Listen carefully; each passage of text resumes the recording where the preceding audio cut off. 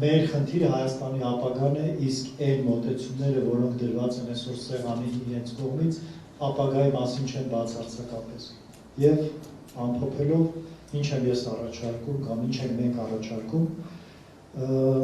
Հայաստանի հզորացման ճանապարհը Հայաստանի համակարգային փոփոխությունների միջոցով է լինելու։ Կապ չունի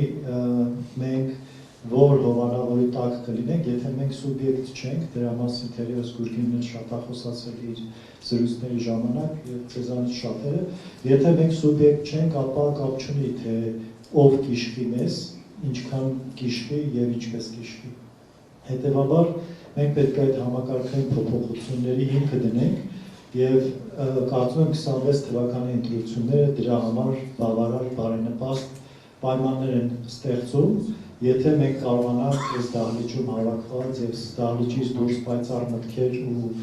գլուխներ ունեցող մարդիկ համախմբենք հիմնական 3 սկզբունքի շուրջ, դա կառավարման համակարգի արդյունավետ եւ հակակշռներով ապահովելն է, դա համապարփակ անվտանգային համակարգը որպես պաշտպանության առավել արդյունավետ մեթոդ ներդնելն է եւ դա թվային պետությունն է որպես արդյունավետ կառավարման դարձյալ միջոց։ Ինձ թվում է բոլոր կուսակցական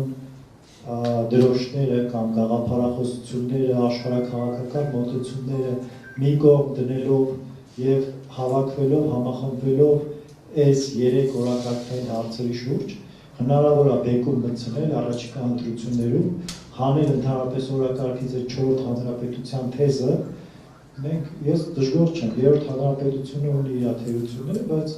4, 5, 6 դրա կարգը հիմա չեմ տեսնում եւ կարծում եմ դա շատ վտանգավոր խոսույթ է եւ ծրագիր է։